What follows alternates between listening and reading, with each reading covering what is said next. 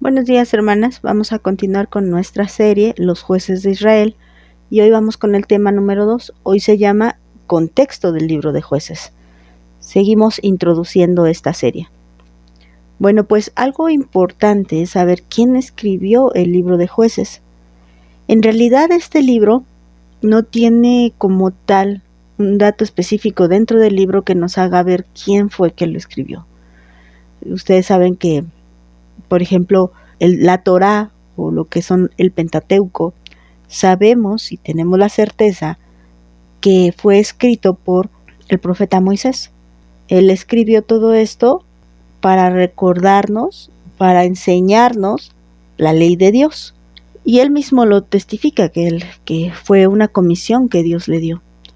Pero cuando llegamos al libro de jueces, ya nos encontramos que no hay una especificación de que este libro fue escrito por tal, como las cartas de Pablo, que él también especifica que él escribe esas cartas. En el caso de jueces no, aunque dentro de la tradición judía se dice que el libro de jueces fue escrito por el profeta Samuel, que es el mismo autor de Primera de Samuel.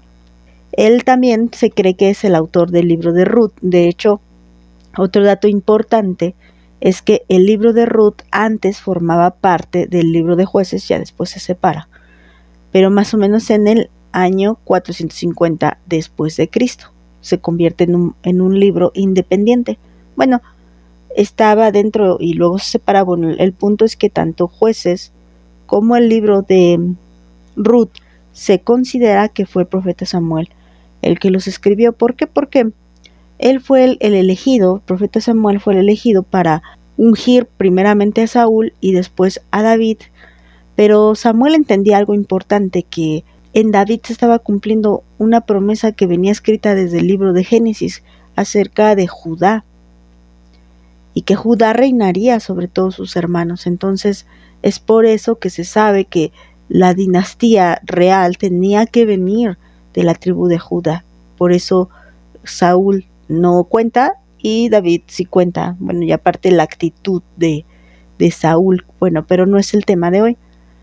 Entonces, con este detalle es como Samuel se da a la tarea de recopilar toda la historia que hubo entre Josué hasta llegar a David, y esto pues, nos incluye el libro de jueces y algo bien importante, que él conecta a Judá con David. Esto es algo muy importante en el libro de Ruth. Esto es un dato que se encarga Samuel de recopilar. Bueno, esto es pensando que efectivamente Samuel es el que escribe el libro de jueces, como la tradición lo explica. Más o menos se cree que este libro fue escrito en el año 1045 al año 1000 antes de Cristo. Recuerden que antes de Cristo los años van en cuenta regresiva y después de Cristo pues van en cuenta sucesiva. Y bueno, ¿se acuerdan que en el tema anterior decíamos que la primera vez que hubo jueces en Israel fue por causa de aquella ocasión en que Yetro se da cuenta que Moisés estaba trabajando demasiado y él solito juzgaba todo? Entonces Moisés atiende al consejo de su suegro Yetro y él pone varios jueces que juzgaran en Israel, y lo estaban haciendo realmente bien, lo estaban haciendo como les fue encargado que lo hicieran, y no lo hacían por avaricia y no lo hacían con alguna ventaja o alguna corrupción que hubiera en ese lugar o en ese grupo de personas que Moisés había escogido, porque eran varones llenos de virtud. Entonces, este es el punto original por el cual surgen los jueces, pero cuando llegamos al libro de jueces hay un tema central que podemos encontrar. Si lo pudiéramos resumir en una sola frase, estaría bien que leyéramos Jueces 21-25. Mira, dice así: en estos días no había rey en Israel y cada uno hacía lo que bien le parecía. Lamentablemente, cuando llegamos, pues no mucho después de lo que había pasado en el tiempo de Moisés y de Josué, rápidamente encontramos esto: en estos días no había rey, en Israel y cada uno hacía lo que bien le parecía. Entonces, como tema central del libro de Jueces, podríamos decir que se trata de cuando no había rey en Israel, porque el libro de Jueces antecede al libro de Primera de Samuel, Segunda de Samuel, que es cuando ya hay rey en Israel. Pero aquí nos encontramos que no había rey, había jueces. Y estos jueces no son como originalmente habían sido en el tiempo de Moisés.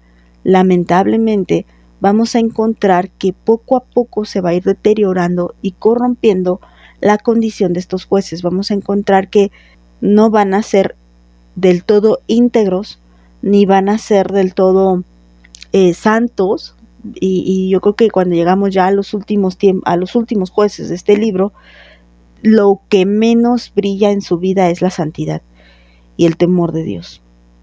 Lamentablemente vamos a ver esta anarquía que había, como dice en el versículo 25 del capítulo 21, cada uno hacía lo que bien le parecía. Entonces ya no eran un pueblo que estaba guiado como en el tiempo de Moisés, por el profeta Moisés, y que Moisés los guiaba según la ley de Dios, y que luego deja su sucesor Josué, y Josué a la vez tenía ancianos que le ayudaban, y entonces ellos ayudaban al pueblo a seguir a Dios. Lamentablemente encontramos un tiempo donde parece ser que no aprendieron nada, porque se les olvidó rápidamente, y entonces cada uno hacía lo que bien le parecía porque no había rey y porque los jueces que habían no eran nada parecidos a los que leímos en Éxodo 18. Entonces, este es el contexto de lo que estaba surgiendo en la época del libro de Jueces.